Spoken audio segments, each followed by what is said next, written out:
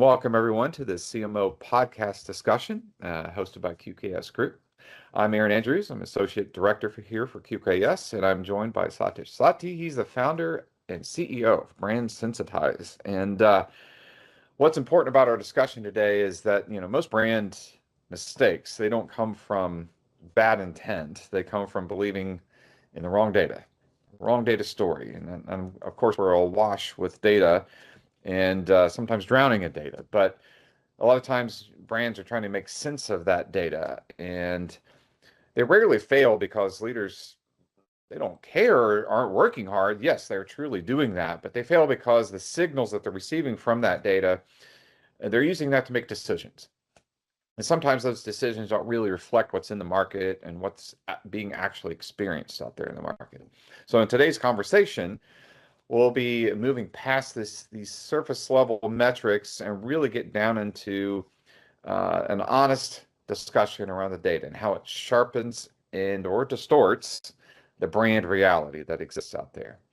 And like I said, my guest today is Satish Sati, CEO and founder of BrandSensitize, and this organization has been focused on data-backed brand insights to really help leaders understand how their brands are truly perceived by customers, employees, partners, and the market as a whole.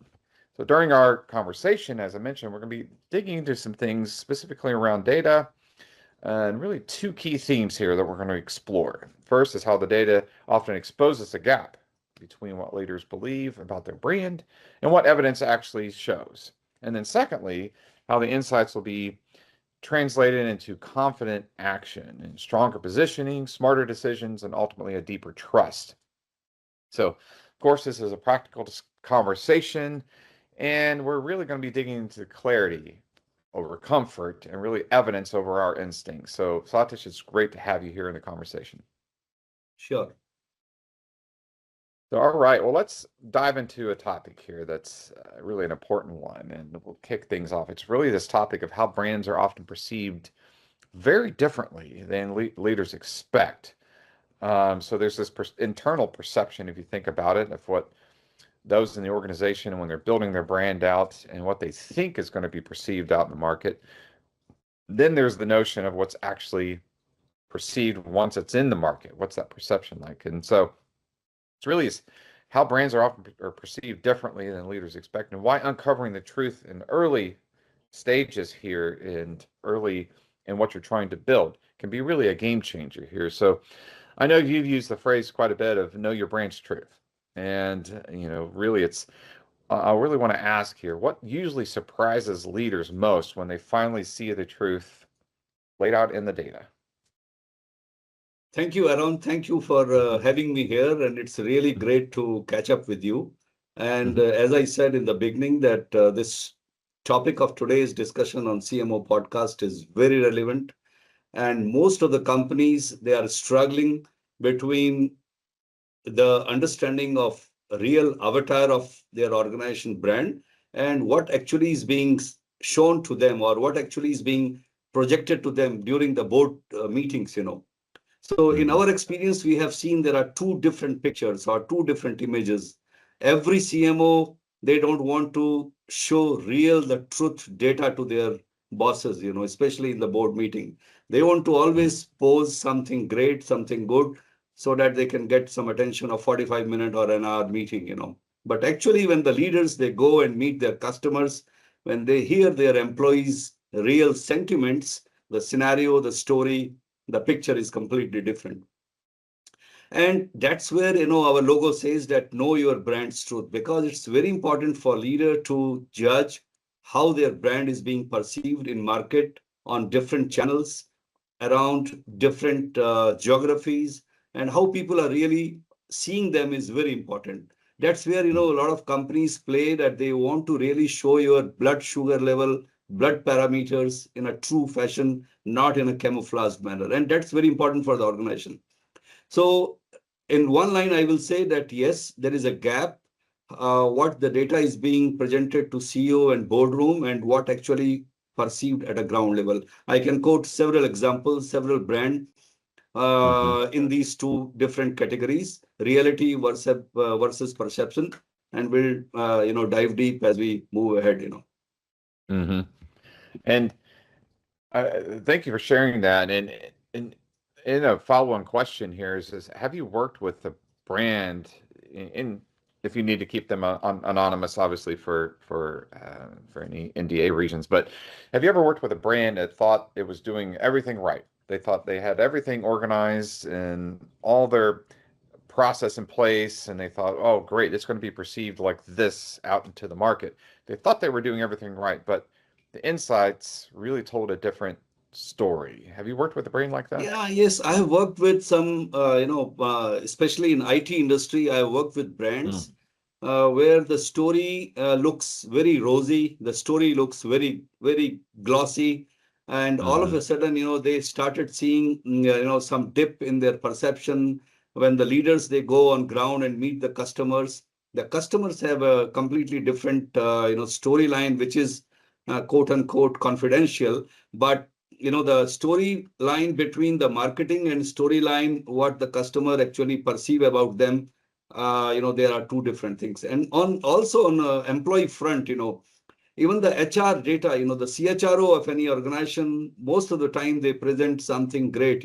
Okay, the employees are happy on salary front, on the remuneration parameters, on the well-being area, or on the life and work balance. Whereas when the social media data is analyzed and revealed, the storyline is completely different. There are several cases. I don't want to quote the name of leading brands, but right. there are brands where you can see the two side of the picture. Two different side of the coin. One, within the courtroom, with everything is within the boardroom, everything is great, everything. But when it comes to ground, there are huge amount of resentment, huge amount of complaints, a huge amount of animosity about the organization, about the leader, which is completely open in all the data channel. Hmm. Yes, there are one. And Yes, that's that. there are brands Yeah, like that. Yes. and that's a good point that you bring up as far as how well an organization is um, working with their employees internally to make sure that there's a good culture, a good like you mentioned, work-life balance that's going on, but also an understanding across leaders of how well they're treating their employees and across teams and collaboration that exists. Do ideas that are surfaced, do they matter? Are they being listened to? So that perception internally is very important because it, like you said, on social media, it gets exposed externally, and that could have a negative impact on how well that brand is perceived as from a market standpoint. And if people are going to purchase their products or their services, when they start seeing and reading these stories from employees that work there, then unfortunately that does create that negative impact. And I don't know if I want to, they start questioning themselves if I don't know if I want to purchase something from a company that treats people this way. So it could have a negative impact and drive a brand's perception downward. Um, so that is an important point that you just surfaced as far as how brands are perceived in the market by not only the products and services they produce, but also from the employees and how what they're saying about the organization. And this all goes back to leadership in organizations and something I've got to ask you, for leaders listening who might be hesitant to look too closely, at this data, sometimes, like you said, they want to paint a rosy picture, tell a rosy story when they come in before the board of, hey, everything's great. We have maybe some small little things here, but oh, those are okay. When that's Absolutely. not the case, when the data surface. So for any leaders listening to our discussion today who really might be hesitant to look too closely, what's the risk of not knowing how your brand is being perceived? There is a huge risk, but unfortunately, Aaron, I have not come across any company who can really quantify that risk in the beginning. Hmm. Most of the companies, they will quantify the risk, but it's when the damage is already done. So Mm, hmm. how do we see that before the damage is done, somebody says, hey, look, your blood parameters are not good, that's why we do the blood sampling.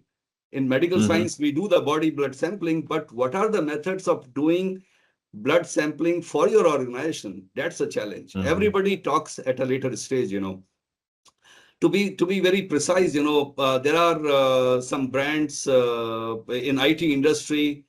They have been very complacent about their growth. They have been very complacent about their look and feel, how they are perceived. They invest huge money in big sponsorship, hiring out the celebrities for their shows. But when it Mm-hmm. comes to the real ground data, the mud throwing is huge. On social media, if we project such data to the board or to the CEO, they will be zapped to know that how I am being perceived in market. And there are some IT industries in market who have come across such situation in a very drastic manner, and doing a Mm-hmm. PR coverage, doing a communication based, some denting and painting doesn't help you out Mm-hmm. because the damage is already done. That's where Mm-hmm. we always say try to believe on external data also. Your internal data may be good, but it may not be 100% good what actually it is.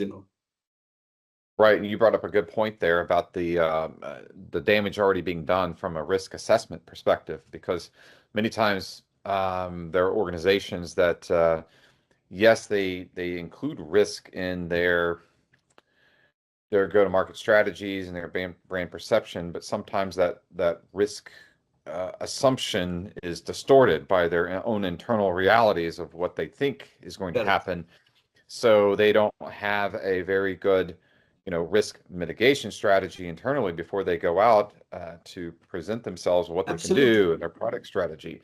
And Absolutely. then, like you said, Aaron, that yeah, go yeah, ahead. absolutely, Aaron. Just to add on that, in many cases, we have seen leadership evaluates the brand through internal narratives, while the customer evaluate it through everyday interaction.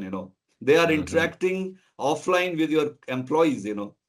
Okay, Mm-hmm. their teams are giving them heads up from Insta, Reddit, LinkedIn app, or through different channels. So Right. that's where the gap is, and Mm-hmm. it's very important to uncover this, disconnect as early as possible. Well, and like you mentioned too, when the damage is already done, how well can a brand recover from that type of damage? When they're doing their uh, their PR campaigns, I'll call it, to recover from risk that has been exposed. Now the damage is done. How can they recover from that? And can brands truly recover, or is there always that noise around this is what happened in the reality of the world and the customers, and can they recover from that? And do they make turnarounds? Yes, there are companies that have done that. They have recovered from massive things that have happened out in the market. Unfortunately, there was a case back in the 1980s of a scary thing that happened with the Tylenol brand, with the pain medication here in the United States. And um, it was unfortunately due to someone going in and purposely tampering with the bottles and putting in other pills inside the bottles, and it caused people to get very, very sick and die. And they openly admitted that there was an issue with the way their tamper proof was going on with their bottles and where they were put into the stores. So they did recover from that. Obviously, Tylenol is still a very popular brand globally for pain relief, but that is just one small example from many, many years ago that there was damage done out in the market, horrible damage done because of people being sick and dying. But they turned it around, and people still trust Tylenol for pain relief today. So they've Absolutely. done a better job of tamper proof with their bottles and so forth, and quality control. So there was a lot that went into that recovery from that and that brand perception from that time. Um, and then that leads me to this next theme of really turning those insights into confidence, that really confident action, so that we've surfaced things that we've talked about the truth behind the brand, and I'm putting truth in quotes because they have that internal truth and there's that external truth of what's really Absolutely. happening. And then we're turning those brands into insights, really having confidence of what we're putting together, we're confidence in how the brand is being perceived externally. And so now we're shifting from those perceptions that we talked about, and really let's shift into that insights to the impact. And this is how brands move, beyond those dashboards and the reports that they run internally, with surfacing that data to make those decisions, and really turning that data into smarter decisions around the positioning, messaging, trust, and really, especially in this fast changing markets that are happening rapidly around the True. world. So once insights are on the table, they've surfaced this data, and they're really looking at what's going on, what's really happening. Where do brands most often struggle? Is it making sense of the data, or is actually acting upon the data? I think it's acting on the data. Mm. There are, in last 5 to 10 years, especially in a CMO segment, a lot of tools are created. A lot of tools are there in market which can give you insights. So there are two Hmm. aspects. One, knowing the insights. Many companies we have experienced that they have no idea about the true insights. That's point number one. The Hmm. second point is, even if you have the true insights, how are you acting on those insights? There Hmm. are couple of good brands in FMCG market. When they came to know about their product, which are not being perceived well, the quality is poor, the customer reactions are not so great.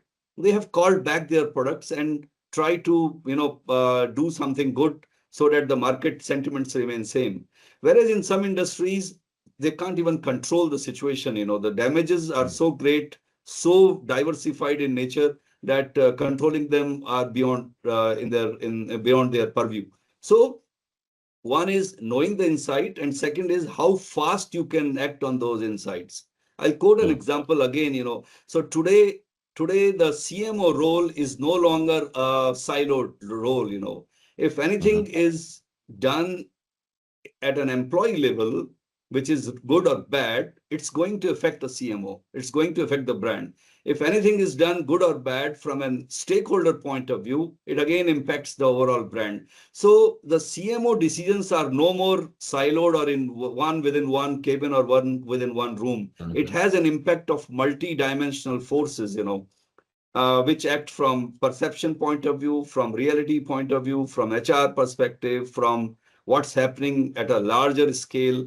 So knowing the insights and acting on the insight are two different things, but very closely interlinked, Aaron. Hmm. And I liked how you mentioned about the impact of the CMO role and what they do, is because there's huge overlap between many other departments within the organization, and as far Absolutely. as what they need to listen to from other departments, the customer service department, for example, and those perceptions out in the public. What are the customer service people hearing from how well of a job they're doing with their products and services, or the complaints they're receiving in.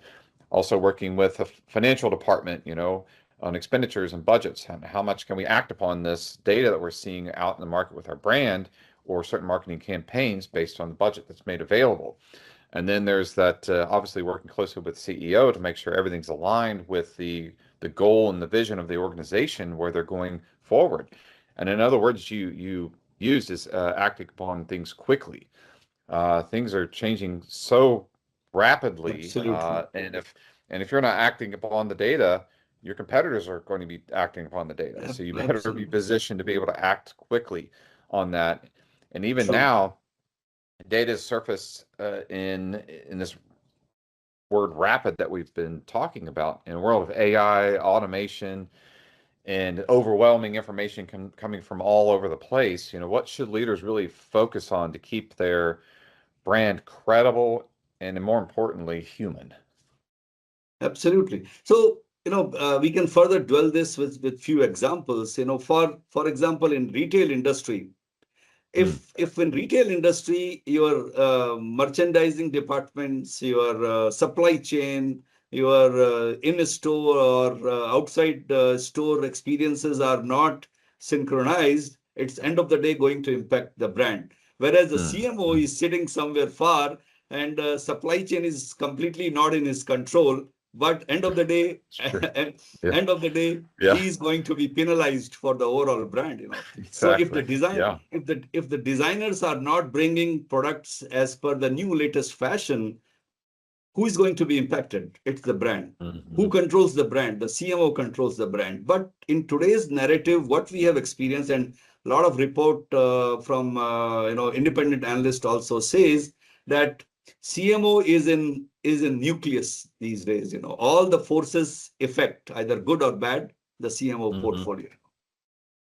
No, that's true. It's like I was just mentioning a moment ago, that overlap with those multiple different departments that you have to listen internally of what's going on, and then those external overlaps as far as the perception and social media, and then it amplified through, video and messaging and like the TikToks, the Snapchats, the LinkedIn, the Facebook, you name it. These social media posts have power and impact, and so listening outward, listening inward, and what to act upon. And speaking of listening, if there are CEOs that are listening to this discussion today that wanted to truly take one meaningful step toward strengthening their brand, because obviously the Absolutely. CMO and the CEO have to work tightly together. And if the CEO is saying, okay, look, CMO, I'm going to ask you, what can we do to strengthen our brand this quarter? And then to you, Sati, what would you suggest to the CEO that they start with? Where would you have them start? One of the most important point the CEO should now in today's time where the AI is rolling out a lot of impacts Hmm. on especially on brand. The CEO must take some third eye view also about the brand.